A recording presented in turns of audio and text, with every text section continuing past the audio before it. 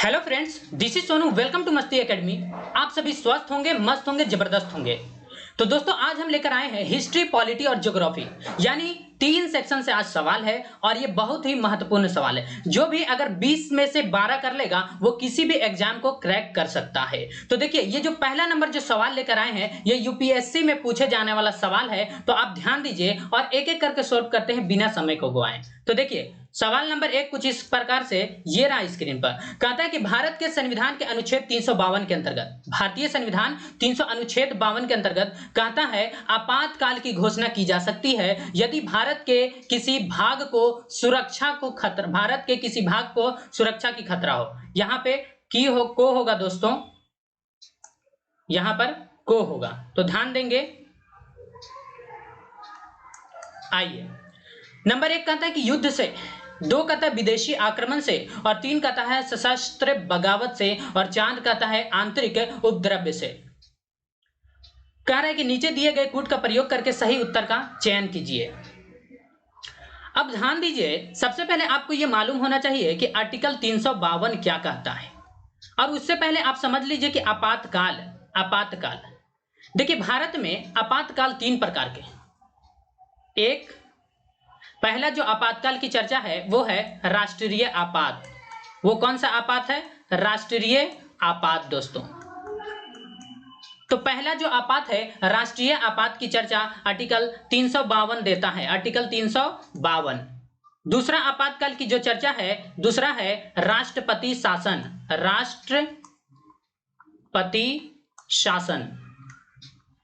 दूसरा है राष्ट्रपति शासन, यह आर्टिकल 356 देता है दोस्तों। और तीसरा है वित्तीय आपात, और वित्तीय आपात की चर्चा आर्टिकल 360 देता है। भारतीय संविधान के जब आर्टिकल 360 को पढ़ेंगे तो उसमें मिलेगा वित्तीय आपात, आर्टिकल 352 को पढ़ेंगे मिलेगा उसमें राष्ट्रीय आपात, और आर्टिकल 356 को देखेंगे उसमें मिलेगा राष्ट्रपति शासन। उसी को राजकीय आपात भी कहा जाता है। तो ये जो सवाल पूछा है, ये सवाल पूछा है राष्ट्रीय आपात से आर्टिकल 352 के अंतर्गत। तो ध्यान दीजिए कि 3 प्रकार के, भारतीय संविधान में 3 प्रकार के जो है कि आपातकाल की चर्चा है। पहला राष्ट्रीय आपात, दूसरा राष्ट्रपति शासन, और तीसरा जो है कि वित्तीय आपात। राष्ट्रीय आपात 352, राष्ट्रपति शासन 356, और जो है किसे वित्तीय आपात 360 देता है दोस्तों। अब ध्यान देंगे, अब हम देखेंगे केवल आर्टिकल 352 को, क्योंकि ये जो सवाल पूछा है आर्टिकल 352 से ही पूछा है दोस्तों। ध्यान देंगे, आर्टिकल 352 से कहता है कि आर्टिकल 352 के अंतर्गत आपातकाल की घोषणा की जा सकती है। बिल्कुल, आप भारतीय संविधान का अनुच्छेद 352 पढ़िए। 352 यह कहता है, 352 कि भारत में राष्ट्रीय आपात जो लगाया गया था 3 बार लगाया गया है। भारतीय संविधान में आप अनुच्छेद 352 के अंतर्गत पढ़ेंगे तो भारत में 3 बार राष्ट्रीय आपात लागू की गई। एक बार जो है कि 1962 में, 1962, दूसरा 1971 और तीसरा 1975। 1962 में हुआ भारत पाक युद्ध, भारत और पाकिस्तान की युद्ध के बीच हुआ था। 1962 में राष्ट्रीय आपात लागू हुआ था। दूसरा 1971 भारत चीन युद्ध, इसका आंसर होगा ये ऊपर में होगा। 1962 में हुआ था भारत चीन युद्ध 1962, भारत चीन युद्ध 1962, भारत पाक युद्ध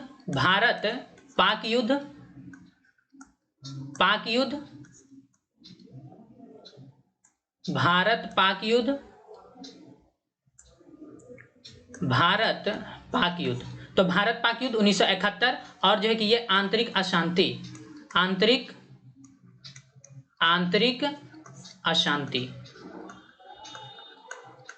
अशांति दोस्तों। तो आप ध्यान देंगे कि भारतीय संविधान में जो अनुच्छेद 352 के अंतर्गत जो राष्ट्रीय आपात लगाया गया था वो 3 बार लगाया गया भारत में। पहला 1962 में भारत चीन युद्ध, दूसरा 1971 भारत पाक युद्ध, और तीसरा जो है 1975 ईस्वी में, जिस समय देखिए 1971 के समय भी इंदिरा गांधी प्रधानमंत्री, 1975 के समय भी इंदिरा गांधी प्रधानमंत्री थी। तो ध्यान रहे कि इंदिरा गांधी के समय 1975 में आंतरिक अशांति फैल गया, और शुरू से दोस्तों, शुरू से भारतीय संविधान के अनुच्छेद 352 के अंतर्गत जो है आपातकाल की जो घोषणा की गई थी, तो उसमें था कि अगर देश को युद्ध से खतरा हो, दूसरा विदेशी आक्रमण से खतरा हो, और तीसरा सशस्त्र बगावत नहीं आंतरिक अशांति से। कितने तरह से? युद्ध से खतरा हो भारत को, विदेशी आक्रमण से खतरा हो भारत को, और आंतरिक अशांति यानी आंतरिक उपद्रव से खतरा हो भारत को। तो ये था। लेकिन 1975 में जब आंतरिक अशांति हुई तो 44वां संविधान संशोधन 44 अमेंडमेंट एक्ट, 44वां संविधान संशोधन 1978 में किया गया, 44वां संविधान संशोधन 1978 में किया गया, और इसके तहत जो है कि आंतरिक अशांति यानी आंतरिक उपद्रव को इसको हटा करके और सशस्त्र बगावत को जोड़ा गया, सशस्त्र विद्रोह को जोड़ा गया दोस्तों, सशस्त्र विद्रोह का। तो हम कहेंगे कि ये नहीं, ये सही है, ये सही है, तो 1, 2 और 3 सही है और 4 गलत है। तो नीचे दिए गए कोड का प्रयोग कर सही उत्तर को चुनना है दोस्तों। तो देखिए सही उत्तर आप कैसे चुनेंगे? ऑप्शन नंबर 1 में है 1, 2, 3, तो 1, 2, 3 सही है, 4 गलत है। हम कहेंगे कि सटीक आंसर इसका क्या होगा? ऑप्शन नंबर 1 होगा दोस्तों, ऑप्शन नंबर 1 होगा। तो आई होप आप समझ गए होंगे। बढ़ते हैं अगले सवाल की ओर दोस्तों। अगला सवाल, इसका आंसर क्या हो गया? Option number 1।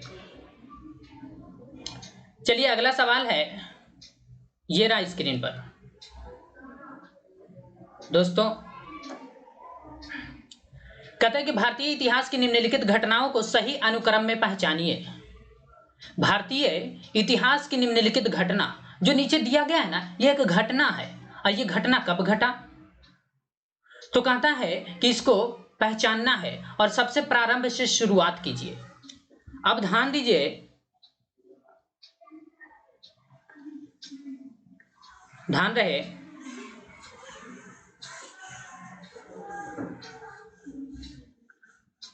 दोस्तों, फटाफट से बताइए इसका आंसर क्या होगा। चलिए ध्यान दीजिएगा। कहता है कि भारतीय इतिहास की निम्नलिखित घटनाओं को सही अनुक्रम में पहचानना है। कहते हैं राज अपहरण नीति दोस्तों, राज अपहरण नीति 1848 कौन लाया था? Lord Wellesley, lord Wellesley. Ink ज्यादा मोटा हो गया लगता है दोस्तों, पतला कर लेते हैं। चलिए, तो राज्य अपहरण नीति को 1848 ईस्वी में लॉर्ड वेलेजली द्वारा लाया गया। उसके बाद कहते हैं सहायक संधि, सहायक संधि दोस्तों 1798 इसको लाया था डुप्ले, फ्रांसीसी गवर्नर था डुप्ले, फ्रांसीसी गवर्नर डुप्ले लाया था सहायक संधि। सहायक संधि को कौन लाया? फ्रांसीसी गवर्नर डुप्ले दोस्तों। और ऑप्शन नंबर सी में कह रहा है, 3 में कह रहा है लाहौर संधि दोस्तों। लाहौर की संधि 9 मार्च 1846, लाहौर की संधि 9 मार्च 1846। उसके बाद है Pitt's India act 1784। Pitt's India act कब आया? 1784।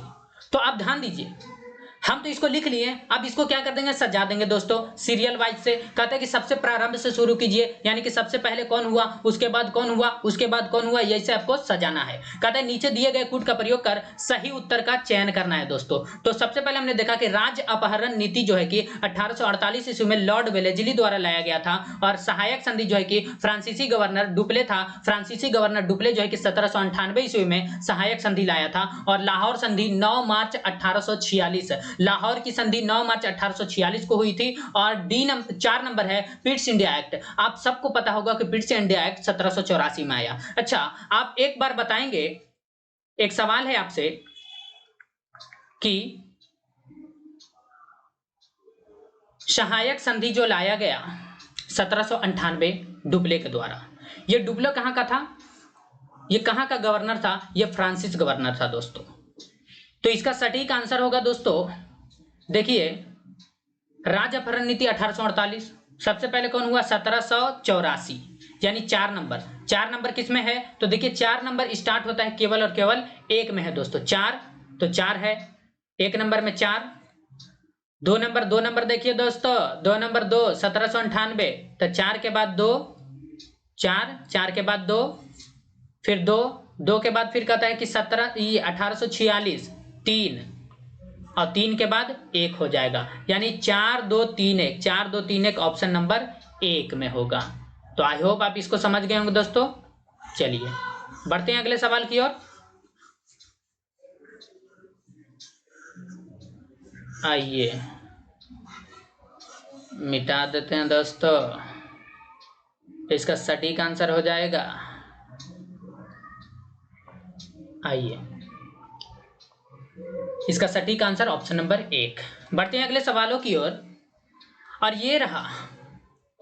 निम्नलिखित युग्मों पर विचार कीजिए। 3 नंबर, पहाड़ी दिया है और अवस्थिति दिया है और पूछा है दोस्तों, तो ध्यान रहे कुछ पहाड़ी है और कुछ अवस्थिति है। कहता है चितामुगंडी, चितामुगंडी आंध्र प्रदेश, बिल्कुल चितामुगंडी आंध्र प्रदेश, चितामुगंडी आंध्र प्रदेश, चितामुगंडी आंध्र प्रदेश, चितामुगंडी आंध्र प्रदेश। रट जाइए रट जाइए, ये बहुत ही महत्वपूर्ण फैक्ट है दोस्तों। कुछ कुछ ऐसा सवाल रहता है जिसको रटना ही चाहिए, रटिएगा तभी कुछ होगा वरना नहीं होगा दोस्तों। चितामुगंडी आंध्र प्रदेश, चितामुगंडी आंध्र प्रदेश 5 से 6 बार बोल दीजिएगा और 1 से 2 बार लिख दीजिएगा, 100% याद होगा दोस्तों। तो विचार करना है, पहाड़ी जो है ये चितामुगंडी, और चितामुगंडी की पहाड़ी आंध्र प्रदेश में है, चितामुगंडी की पहाड़ी आंध्र प्रदेश में। दूसरा कहता है सलहेल, सलहेर नहीं दोस्तों, सलहेर होगा, सलहेर। देखिए सलहेर की जो पहाड़ी है, सलहेर की पहाड़ी महाराष्ट्र में, बिल्कुल सत्य है, सलहेर की पहाड़ी महाराष्ट्र, सलहेर की पहाड़ी महाराष्ट्र। अब याद कैसे रखेंगे? देखिए सलहेर में र आ रहा है और महाराष्ट्र में भी र आ रहा है लास्ट में, तो दोनों में लास्ट में र है, इसीलिए याद रख लेंगे कि सलहेर महाराष्ट्र, सलहेर महाराष्ट्र, सलहेर महाराष्ट्र, ऐसे बोल दीजिए 4-5 बार याद हो जाएगा।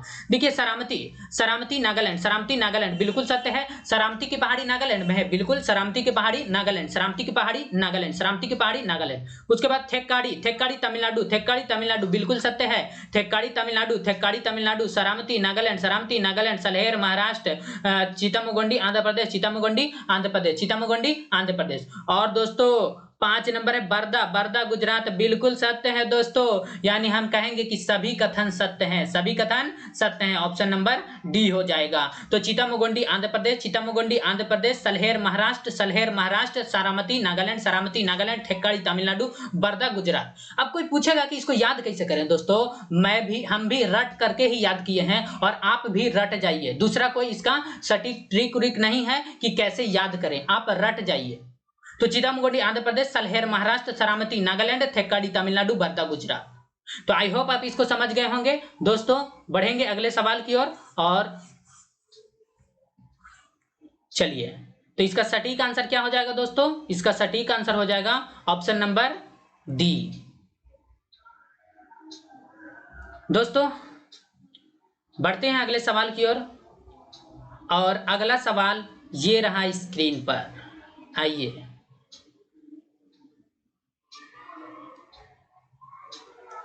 दोस्तों आ गया। आइए, राजनीति ने हमें सांप की कुंडली की तरह जकड़ रखा है। राजनीति जो है ना, पॉलिटी, ये सांप की कुंडली की तरह जकड़ रखा है और इससे जूझने की सिवाय कोई अन्य रास्ता नहीं है। यह कथन किससे संबंधित है? ऑप्शन नंबर 1 कहता है B R Ambedkar, option number 1 B R Ambedkar, option number 2 Gandhi ji, option number 3 Jawaharlal Nehru, option number 4 है डायसी। तो ध्यान रहे दोस्तों, यह कथन जो है कि गांधी जी के द्वारा दिया गया है, और गांधी जी ने कहा था कि राजनीति जो है, राजनीति ने हमें सांप की कुंडली की तरह जकड़ रखा है और इससे जूझने की सिवाय कोई अन्य रास्ता नहीं है। यह कथन महात्मा गांधी ने कहा। किसने कहा? गांधी जी ने कहा। तो इसका सटीक आंसर, आप कहेंगे कि इसको कैसे याद रखें? रट जाओ, कोई दूसरा रास्ता नहीं है दोस्तों। चलिए आइए बढ़ते हैं दोस्तों अगले सवाल की ओर, और अगला सवाल ये रहा। आइए दोस्तों, चलिए ये रहा 5 नंबर। 5 नंबर दोस्तों, सल्तनत काल, कल नहीं काल होगा दोस्तों, काल काल। देखिए सल्तनत काल के कौन सा शासक बदायूं गया, यानी कहता है कि दिल्ली सल्तनत का वह कौन सा शासक था जो बदायूं गया और उसे यह नगर इतना अच्छा लगा कि वह दिल्ली के बजाय वहीं रहना पसंद कर लिया, जिससे बहलोल लोदी के लिए अफगान वंश की स्थापना करने का मार्ग आसान हो गया। दोस्तों सबसे पहले आप दिल्ली सल्तनत को समझिए कि दिल्ली सल्तनत पर कुल कितने राजवंशों ने शासन किया था। सवाल यह पूछता है कि अनुक्रम समझिए। दिल्ली सल्तनत पर सबसे पहले गुलाम वंश ने शासन किया, गुलाम वंश, तुगलक वंश,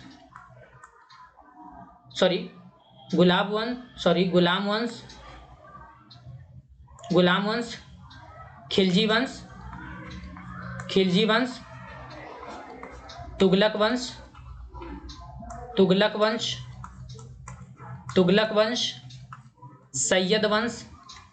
सैयद वंश, लोदी वंश।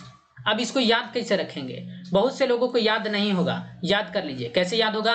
गुलाम वंश, खिलजी वंश, तुगलक वंश, सैयद वंश, लोदी वंश। देखिए दिल्ली सल्तनत पर कुल 5 राजवंशों ने शासन किया है और उसका ट्रिक है दोस्तों, ट्रिक आप याद रख लीजिए। ट्रिक है गुलाब खिले तो सांस लो, गुलाब खिले तो सांस लो। अब इसको याद कैसे रखेंगे? आइए पेन चेंज कर लेते हैं दोस्तों। गुलाब खिले से सांस लो, गुलाब से याद रखना है गुलाम वंश, गुलाब से गुलाम वंश, खिले से खिलजी वंश, खिले से खिलजी वंश, तो से तुगलक वंश, तो से तुगलक वंश, तो से तुगलक वंश दोस्तों, सात से सैयद वंश, सात से सैयद वंश, और लो से लोदी वंश, लो से लोदी वंश। तो ये रहा कि जो गुलाम वंश, जो ये दिल्ली सल्तनत पर जो 5 राजवंशों ने शासन किया है उसको याद कैसे रखा जाए। गुलाब खिले तो सांस लो, गुलाम वंश, खिलजी वंश, तुगलक वंश, सैयद वंश, लोदी वंश। लेकिन एग्जामिनर सवाल में ये नहीं पूछता है, एग्जामिनर ये पूछता है कि 5 राजवंश दे देगा और कहेगा ना कि सबसे बड़ा से लेकर के सबसे छोटा को सजाइए, कि मतलब कि सबसे ज्यादा दिल्ली सल्तनत पर किस राजवंश ने शासन किया, उसके बाद किसने किया, उसके बाद किसने किया, उसके बाद किसने किया, ऐसे सजाना है। तो उसको भी ट्रिक से याद कर लेते हैं दोस्तों। आइए उसको भी याद कर लेते हैं। कैसे याद रखेंगे, ध्यान दीजिए। आइए दोस्तों बने रहेंगे, भागिएगा नहीं, बहुत महत्वपूर्ण सवाल है दोस्तों। देखिए अब याद रखना है कि दिल्ली सल्तनत पर सबसे ज्यादा किस राजवंश ने शासन किया, तो उसका ट्रिक याद रखेंगे दोस्तों। ट्रिक है तुगलक सखी। अब तुगलक सखी कैसे याद रखेंगे? तू से तुगलक वंश,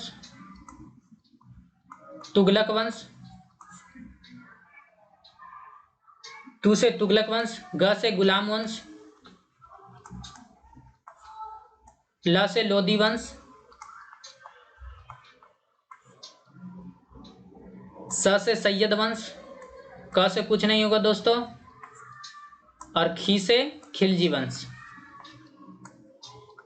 तो देखिए ये याद रखने का ट्रिक ये है दोस्तों, यानी अगर आपसे पूछे कि बताइए कि दिल्ली सल्तनत पर जो 5 कुल राजवंशों ने जो शासन किया है वो किस तरह से किया है, मतलब सबसे ज्यादा शासनकाल किसका है, तो वह तुगलक वंश, गुलाम वंश, तुगलक वंश, गुलाम वंश, लोदी वंश, सैयद वंश, खिलजी वंश। आई होप आप इसको याद कर लिए होंगे। अब बढ़ते हैं सवाल क्या कह रहा है, अब देखते हैं सवाल की ओर दोस्तों। आइए ध्यान दीजिए दोस्तों, बहुत ही महत्वपूर्ण सवाल लेकर आए हैं। 20 में से 12 कर लीजिए, कोई नहीं रोक सकता। आइए तो दिल्ली सल्तनत काल के कौन सा शासक कौन सा शासक बदायूं गया, उसे यह नगर इतना अच्छा लगा कि दिल्ली के बजाय वह वहीं रहना पसंद किया। जिससे बहलोल लोदी के लिए अफगान वंश की स्थापना करने का मार्ग आसान हो गया। वो था दोस्तों नुसरत शाह। नुसरत शाह, नुसरत शाह। क्या हो गया? नुसरत शाह दोस्तों। तो इसका सटीक आंसर होगा नुसरत शाह। बढ़ते हैं अगले सवाल की ओर और ध्यान देंगे दोस्तों। आइए अगला सवाल, छठा नंबर, 6 नंबर। चलिए ये रहा स्क्रीन पर। अधोलिखित में से किस संस्थान से निकलने वाली, निकालने नहीं दोस्तों, निकलने वाली, निकलने अधोलिखित में से किस स्थान से निकलने वाली नदियां वलयाकार अपवाह प्रतिरूप यानी एनुलर ड्रेनेज पैटर्न का निर्माण करती है? अब वलयाकार कैसे होता है दोस्तों, इसको समझिए। नदियां निकलती है ऐसे वैसे वैसे वैसे चलती है, इसी को बोलते हैं वलयाकार। कहता है कि पिथौरागढ़ व नीलगिरी व पिथौरागढ़ श्रेणी से, हिमालय की श्रेणी से, अमरकंटक व बड़वानी की पहाड़ी से, विंध्य श्रेणी व पलामू से। तो कहता है कि कौन कौन सी नदियां हैं जो वलयाकार अपवाह प्रतिरूप का निर्माण करती है, जहां से निकलती है। देखिए सबसे पहले समझिए कि नदियों की बात की गई है तो ध्यान दीजिए पिथौरागढ़ कहाँ है। पिथौरागढ़ जो है ये उत्तराखंड में है। पिथौरागढ़ उत्तराखंड। नीलगिरी तमिलनाडु, नीलगिरी तमिलनाडु, नीलगिरी तमिलनाडु। हिमालय पता ही है हिमाचल प्रदेश से, हिमालय उधर की साइड हो। अमरकंटक मध्य प्रदेश। और बड़वानी जो है दोस्तों, ये बड़वानी जो है मध्य प्रदेश में एक जिला है, उस जिला का नाम है बड़वानी। और वहीं जो पहाड़ी है इसीलिए उस पहाड़ी का नाम रख दिया गया है बड़वानी की पहाड़ी। और डी तो पता ही है विंध्य श्रेणी मध्य प्रदेश। और पलामू तो है दोस्तों झारखंड में, पलामू झारखंड। पलामू कहाँ है दोस्तों? पलामू झारखंड। आइए तो इसका आंसर क्या होगा कि निकलने वाली नदियां वलयाकार अपवाह प्रतिरूप एनुलर ड्रेनेज पैटर्न का निर्माण करती है दोस्तों। वो है नीलगिरी व पिथौरागढ़ की पहाड़ी। नीलगिरी व पिथौरागढ़ की पहाड़ी, नीलगिरी निकलता है तमिलनाडु से और पिथौरागढ़ जो है कि ये उत्तराखंड में है दोस्तों। तो इसका सटीक आंसर होगा ऑप्शन नंबर 1। ऑप्शन नंबर 1 कौन सा होगा? ऑप्शन नंबर 1 होगा दोस्तों। तो चलिए बढ़ते हैं अगले सवाल की ओर और ध्यान देंगे। आइए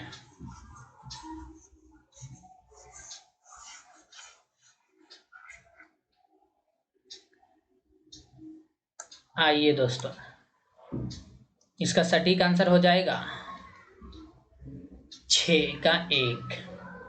बढ़ते हैं अगले सवाल की ओर और अगला सवाल ये रहा। मनरेगा नहीं दोस्तों, मनरेगा, मनरेगा, मनरेगा गलत टाइपिंग हो गया है। मनरेगा योजना, मनरेगा योजना दिव्यांगों हेतु आरक्षण, वृद्धों हेतु पेंशन योजना तथा मातृत्व सुरक्षा योजना को सरकार ने राज्य के नीति निदेशक तत्व के किस अनुच्छेद से प्रेरित होकर लागू किया है? अब इसमें बात आता है, सबसे पहले मनरेगा योजना को हम समझते हैं क्या है। देखिए मनरेगा योजना में सरकार जो है कि 100 दिन काम देती है मजदूरों को। कितना दिन? 100 दिन बढ़ा दिया गया है।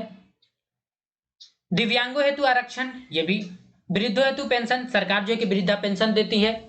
मातृत्व सुरक्षा योजना चलाती है और राज्य के नीति निदेशक तत्व के बारे में समझते हैं।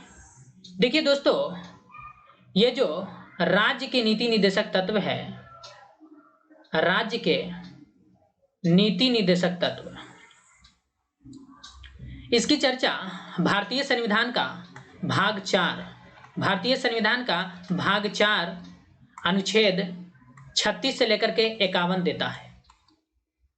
राज्य के नीति निदेशक तत्व की चर्चा भारतीय संविधान का अनुच्छेद भाग 4 अनुच्छेद 36 से 51 देता है। अनुच्छेद 36 से 51 तक चर्चा करेंगे तो बहुत बड़ा हो जाएगा दोस्तों, लेकिन हम समझते हैं केवल इसके बारे में। मनरेगा योजना, दिव्यांगों हेतु आरक्षण, वृद्धों हेतु पेंशन योजना।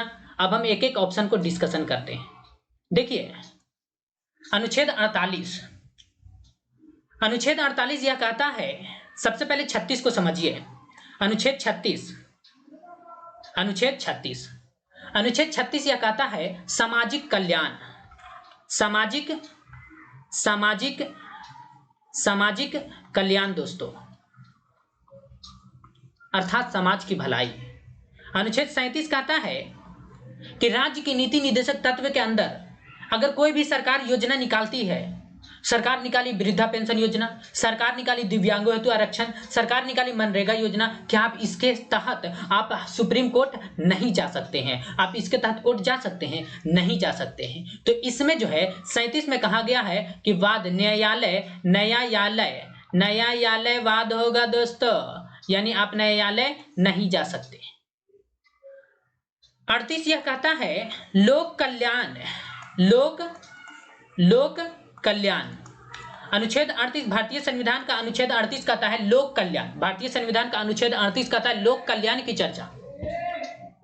38 के बाद देखेंगे दोस्तों 39, 38 के बाद 39, 38 के बाद देखिए 39 नंबर।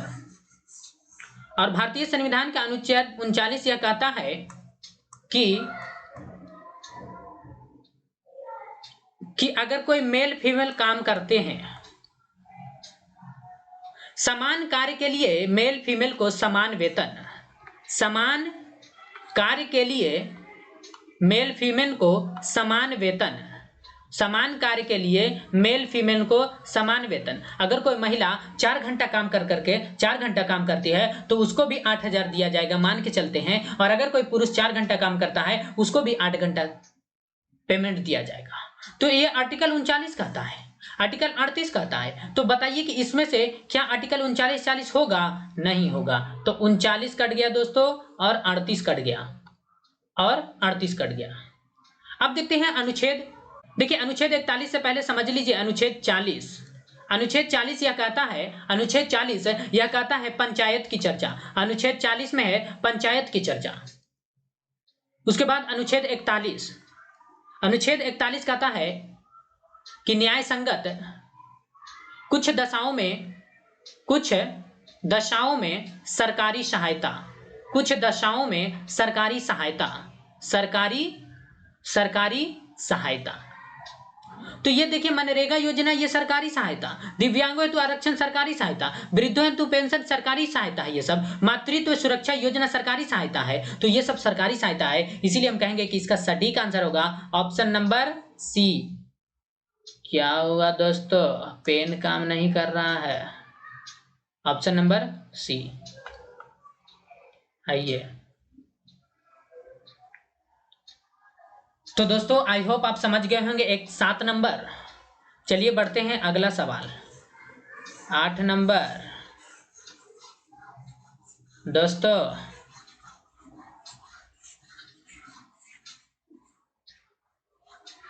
आइए 8 नंबर, 8 नंबर।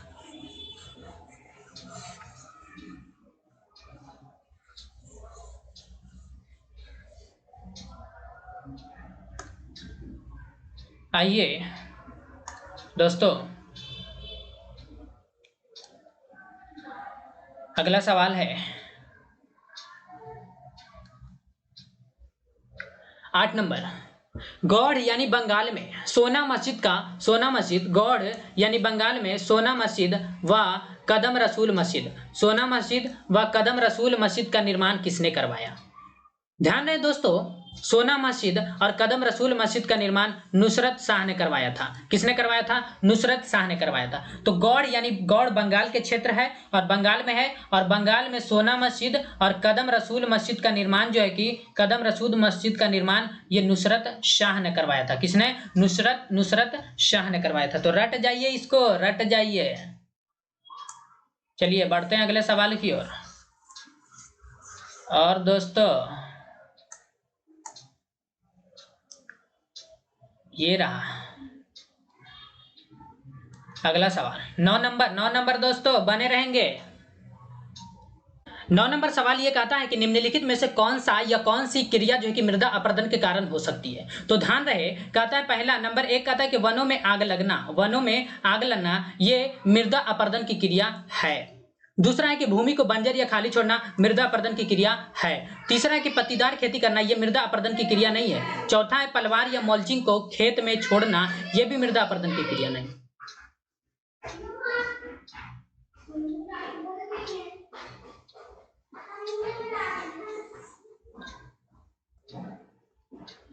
दोस्तों 9 नंबर कहता है कि निम्नलिखित में से कौन सा या कौन सी क्रिया मृदा अपरदन के कारण हो सकता है। नंबर 1 कहता है कि वनों में आग लगाना मृदा अपरदन की क्रिया है। भूमि को बंजर या खाली छोड़ना मृदा अपरदन की क्रिया है दोस्तों। और तीसरा है पत्तीदार खेती करना, ये मृदा अपरदन नहीं है। चौथा है पलवार या मल्चिंग को खेत में छोड़ना, ये मृदा अपरदन नहीं है। ये दोनों मृदा संरक्षण का कार्य करता है, ये दोनों मृदा संरक्षण का कार्य करते हैं और ये दोनों ही मृदा अपरदन का कार्य करते हैं। तो इसका सटीक आंसर होगा ऑप्शन नंबर बी होगा दोस्तों। तो आई होप आप समझ गए होंगे। देखिए पत्तीदार खेती, लाइन बना करके जो खेती की जाती है ना, इसी को पत्तीदार खेती कहते हैं। लेकिन पलवार या मल्चिंग, इसमें क्या किया जाता है ना, इसमें क्या किया जाता है कि खेती करते वक्त जो है कि प्लास्टिक से लगा दिया जाता है खेत के ऊपर और इसी को बोलते हैं। और इसमें क्या छोड़ा जाता है, इसमें पलवार या मल्चिंग को छोड़ा जाता है। और ये पलवार मल्चिंग क्या करते हैं कि जो खेत में जो खरपतवार होते हैं ना दोस्तों, ये खरपतवार को नष्ट कर देते हैं। तो इसका सटीक आंसर होगा ऑप्शन नंबर बी होगा दोस्तों। तो बढ़ते हैं अगले सवाल की ओर और ध्यान से देखेंगे दोस्तों। 10 नंबर सवाल कुछ इस प्रकार है, ध्यान दीजिए। 10 नंबर, सर्वोच्च न्यायालय ने निम्नलिखित में से किस मौलिक अधिकार को संविधान का मूल तत्व माना है, मूल ढांचा माना है, जिसे संशोधन द्वारा भी समाप्त नहीं किया जा सकता है दोस्तों। तो इसका सटीक आंसर आप क्या बताएंगे। देखिए मौलिक अधिकार, आप जब मौलिक अधिकार को भारतीय संविधान का भाग 3 देखेंगे, भाग 3 यह कहता है मौलिक अधिकार। भाग 3 में मौलिक अधिकार की चर्चा है आर्टिकल 12 से लेकर के 35 तक। आर्टिकल 12 से लेकर के 35 तक। आर्टिकल 12 कहता है कि मूल अधिकार की परिभाषा। 13 कहता है अल्पीकरण, लगाम यानी कि रोक। 14 कहता है विधि के समक्ष समानता। 15 कहता है जाति, धर्म, लिंग, जन्म स्थान के नाम पर कोई भेदभाव नहीं करना है। 16 कहता है कि लोक नियोजन, सरकारी नौकरी में समानता। 17 कहता है अस्पृश्यता, छुआछूत का अंत। 18 कहता है उपाधियों का अंत, पुलिस, सेना, शिक्षा का उपाधि रख सकते हैं, डॉक्टर बने उपाधि रख सकते हैं, इंजीनियर बने उसका उपाधि रख सकते हैं। 19 का क्लाउज 1 कहता है कि अभिव्यक्ति की स्वतंत्रता, झंडा लहराने की स्वतंत्रता, पुतला जलाने की स्वतंत्रता, जो है कि राइट टू इंफॉर्मेशन की स्वतंत्रता। 19 का क्लाउज 2 कहता है कि बिना हथियार सभा करने की स्वतंत्रता। 3 कहता है संगठन करने की स्वतंत्रता, 4 ओर घूमने की स्वतंत्रता, 4 ओर भ्रमण करने की स्वतंत्रता, 4 ओर बसने की आजादी। और जो है कि इसी में था अनुच्छेद 19 का 6 था, क्या था कि ये संपत्ति का अधिकार, मूल अधिकार। लेकिन उसको 300 के 44वां संविधान संशोधन 1978 के तहत उसको 300 के कम में भेज दिया गया और वह एक यह कैसा हो गया, कानूनी अधिकार हो गया। उसी में देखेंगे 7 नंबर में है व्यवसाय की स्वतंत्रता। तो ये 19 था दोस्तों। 20 दोष सिद्ध से संरक्षण, एक गलती की एक सजा उस समय के कानून के अनुसार दी जाएगी और आप अपने खुद के विरुद्ध गवाही नहीं दे सकते। 21 कहता है प्राण एवं दैहिक स्वतंत्रता, लाइफ एंड पर्सनल लिबर्टी। लेकिन सवाल हमारा यहीं तक है दोस्तों। तो देखिए 21 नंबर कहता है प्राण एवं दैहिक स्वतंत्रता, बिल्कुल सही है। उसके बाद 14 कहता है कि विधि के समक्ष समानता, सही है। लेकिन सवाल पूछा है कि सर्वोच्च न्यायालय निम्नलिखित में से किस मौलिक अधिकार को संविधान का मूल तत्व माना है दोस्तों। तो संविधान का मूल तत्व सर्वोच्च न्यायालय माना है अनुच्छेद 14 को, आर्टिकल 14, विधि के समक्ष समानता ब्रिटेन से और कानून का समान संरक्षण अमेरिका से। तो आई होप आप इसको समझ गए होंगे। किसी दिन पूरे मूल अधिकार की चर्चा करेंगे दोस्तों। बढ़ते हैं अगले सवाल की ओर और अगला सवाल है 11 नंबर दोस्तों, बने रहेंगे, ध्यान दीजिए। कहता है कि विचार कीजिए, विचार क्या करना है, विचार कीजिएगा कि हुमायूं जिस समय चुनार के किले का घेराव किया। देखिए सबसे पहले हुमायूं जो है कि चुनार के किले का घेराव 1532 ईस्वी में किया। कितना में किया? चुनार के किले का घेराव 1532 में किया। उस समय इस किले पर नियंत्रण शेर खां का था। बिल्कुल सत्य बात है कि जिस समय हुमायूं ने चुनार के किले पर घेराव किया था 1532 ईस्वी में, उस समय जो है कि इस किले पर नियंत्रण शेर खां का था। बिल्कुल सत्य, बिल्कुल कथन सत्य है दोस्तों। 2 नंबर, हुमायूं ने 1538 ईस्वी में बंगाल का विजय किया और उसका नाम जन्नताबाद रखा, बिल्कुल सत्य है। 3 नंबर कहता है कि हुमायूं ने बहादुर शाह को पराजित कर गुजरात को अपने अधिकार में ले लिया, बिल्कुल सत्य है। हुमायूं जो है बहादुर शाह को पराजित करके बहादुर शाह को हरा दिया और इसने गुजरात को जो है कि अपने अधिकार में ले लिया था। 4 नंबर कहता है कि हुमायूं ने बंगाल का पुनर्निर्माण किया जो उनकी महान भूल थी, बिल्कुल बिल्कुल सत्य है दोस्तों। हुमायूं जो है बंगाल का पुनर्निर्माण किया और ये उनकी बहुत ही महान भूल साबित हुई थी। तो इसका सटीक आंसर क्या होगा, पूछा है इनमें से कौन सा से कथन है दोस्तों, कथन सही है। तो बोलिए इनमें कौन सा कथन सही है, तो सभी सही है, 1 2 3 और 4। तो आई होप आप इसको समझ गए होंगे। बढ़ते हैं दोस्तों अगले सवाल की ओर। 12 नंबर, ध्यान देंगे दोस्तों, 12 नंबर आइए, ये रहा। कहते कि भारत के गंगा, अब देखिए भारत के गंगा, ब्रह्मपुत्र, महानदी, गोदावरी तथा कृष्णा नदियों के डेल्टाई क्षेत्रों में मुख्य रूप से कौन सी वनस्पति पाई जाती है। देखिए दोस्तों भारत, ये रहा भारत,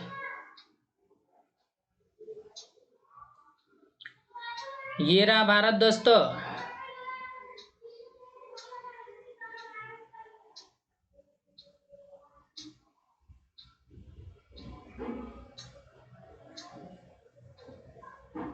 ये रहा भारत। कहता है कि भारत के गंगा, ब्रह्मपुत्र, महानदी, गोदावरी तथा कृष्णा नदियों के डेल्टाई क्षेत्रों में मुख्य रूप से कौन सी वनस्पति पाई जाती है। देखिए यहां से निकलती है सिंधु की, तो इसमें चर्चा है नहीं, खैर बता देते हैं। सिंधु निकलती है, ब्रह्मपुत्रा निकलती है, यहां से निकलती है गंगा, फिर जो है ब्रह्मपुत्र देख लिए, गंगा देख लिए, महानदी, महानदी इधर है दोस्तों, गोदावरी इधर है, कृष्णा दक्षिण की गंगा। तो ध्यान दीजिए सवाल पूछा है कि भारत के गंगा, ब्रह्मपुत्र, महानदी, गोदावरी तथा कृष्णा नदियों के डेल्टाई क्षेत्रों में कौन सी वनस्पति पाई जाती है। यह है ज्वारीय वनस्पति, ज्वारीय वनस्पति, रट जाइए इसको। बढ़ते हैं अगले सवाल की ओर। 13 नंबर, ध्यान देंगे, 13 नंबर दोस्तों आइए, 13 नंबर ये रहा। निम्नलिखित कथनों पर विचार कीजिए। विचार करना है कि वर्ष 1961 के 11वें संविधान संशोधन अधिनियम ने उपराष्ट्रपति के चुनाव से संबंधित प्रक्रिया में परिवर्तन कर दिया, बिल्कुल। जब आप भारतीय संविधान का संशोधन देखेंगे, भारतीय संविधान का अनुच्छेद भाग 18 और जो है कि भाग 18 में देखेंगे तो आर्टिकल 368 यह कहता है, 368 के अंदर देखेंगे तो संशोधन की चर्चा है। और दोस्तों 11वां संविधान संशोधन 1961 में किया गया और कहा गया कि उपराष्ट्रपति के चुनाव से संबंधित प्रक्रिया में परिवर्तन कर दिया। दूसरा, राज्य की विधानसभाओं के सदस्य उपराष्ट्रपति के चुनाव में भाग लेने के हकदार नहीं है, बिल्कुल, कि राज्य की विधानसभाओं की सदस्य, राज्य की विधानसभाओं की जो सदस्य है वो उपराष्ट्रपति के चुनाव में भाग लेने के लिए हकदार नहीं है, यह भी कथन सत्य है। तो इसका सटीक आंसर होगा ऑप्शन नंबर सी, 1 और 2 दोनों, 1 और 2 दोनों, 1 और 2 दोनों। बढ़ते हैं 14 नंबर, आइए दोस्तों 14 नंबर, ध्यान दीजिए, ये रहा। भक्ति आंदोलन से है दोस्तों, भक्ति आंदोलन यानी मध्यकालीन भारतीय इतिहास से। देखिए भक्ति आंदोलन के दौरान विभिन्न साधु संतों ने अलग अलग स्थानों से धर्म उपदेश दिए। निम्न में से कौन सुमेलित है। देखिए चैतन्य जो थे ये बंगाल से, बिल्कुल सत्य है।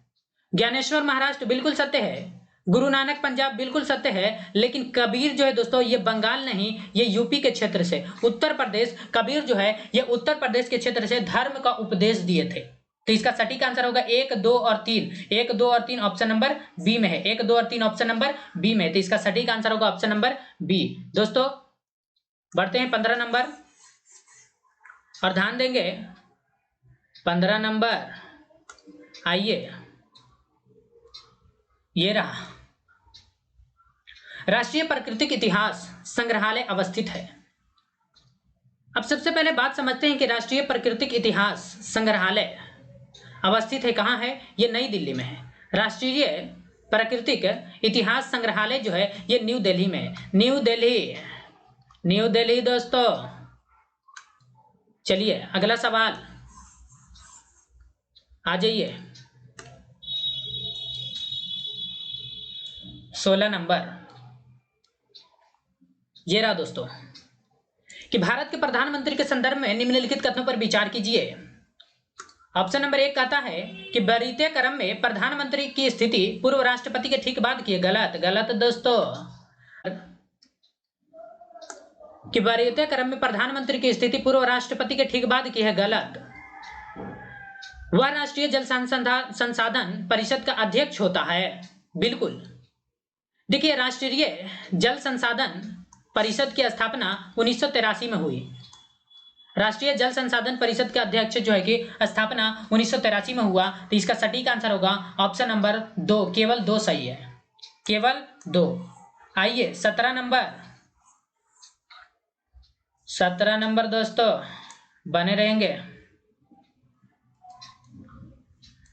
आइए अकबर की विजय युद्ध अभियान से संबंधित निम्न कथनों पर विचार कीजिए। देखिए गुजरात विजय उत्तर भारत की विजयों में सबसे महत्वपूर्ण थी। अकबर का जो गुजरात विजय था वो भारत की विजयों में से सबसे महत्वपूर्ण थी। हाँ, अकबर के मध्य भारत और अफगानिस्तान में कंधार को जीत लिया। हाँ, अकबर जो है ये मध्य भारत और अफगानिस्तान में जो कंधार है उस कंधार को भी जीत लिया और मध्य भारत को भी जीत लिया था। बिल्कुल सत्य है। दक्षिण भारत में, दक्षिण गलत लिखा है दोस्तों, सही कर लीजिएगा। दक्षिण भारत में अहमदनगर राज्य के विरुद्ध 8 साल तक अभियान किया अकबर। हाँ, अकबर जो है ये दक्षिण भारत में अहमदनगर राज्य के विरुद्ध 8 साल तक अभियान किया था। बिल्कुल सत्य है। तो दोस्तों इसका सटीक आंसर होगा option number D. Option number D होगा। ये रहा।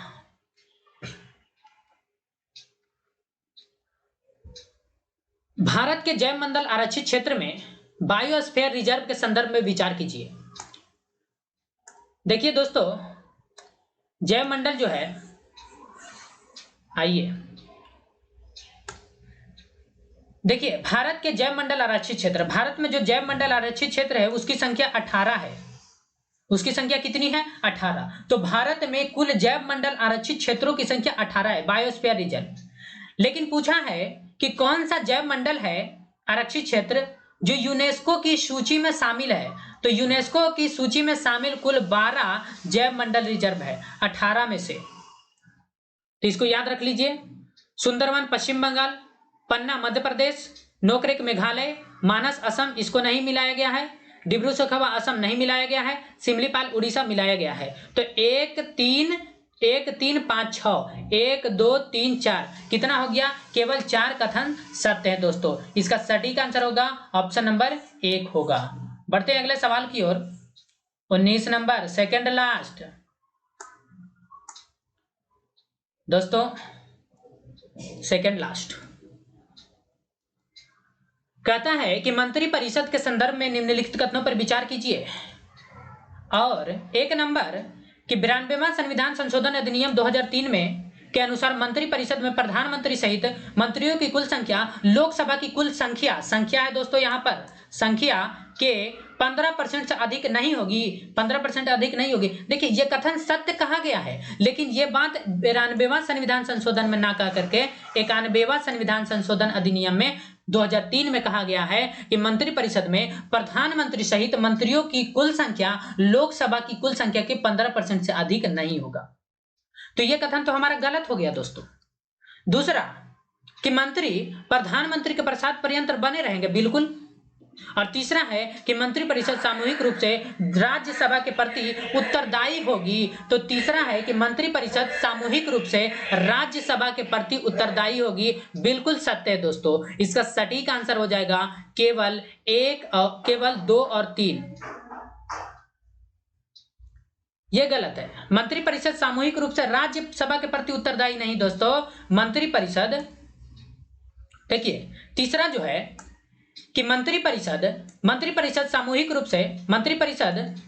रूप से राज्यसभा के प्रति उत्तरदायी होगी। देखिए राज्यसभा के प्रति नहीं दोस्तों, ये लोकसभा के प्रति उत्तरदायी होगी। इसका सटीक आंसर क्या होगा? केवल और केवल 2। ऑप्शन नंबर सी होगा दोस्तों। बढ़ते हैं अगले सवाल की ओर और लास्ट नंबर सवाल है 20 नंबर दोस्तों, बने रहेंगे। आइए, निम्नलिखित युग्मों पर विचार कीजिए। कहता है कि भाईचारा जमीन पर गांव बिरादरियों का सामूहिक स्वामित्व है। बिल्कुल, भाईचारा किसको कहते हैं? कि गांव के जमीन पर भाई बिरादरियों का सामूहिक स्वामित्व को। दूसरा, महल, गांव के समूह को महल नहीं दोस्तों, महाल होगा। गांव के समूह को महाल कहा जाता है। अंग्रेज नवाब भारत में रहने वाले सभी अंग्रेज अफसर थे। नहीं दोस्तों, भारत में रहने वाले सभी अफसर को अंग्रेज नवाब नहीं कहा जाता था। केवल 1 और 2 सही है, 1 और 2। तब पूछा है उपयुक्त में से सही सुमेलित है, तो केवल 2 ही कथन इसमें सत्य है, केवल 2। तो इसका सटीक आंसर होगा ऑप्शन नंबर बी।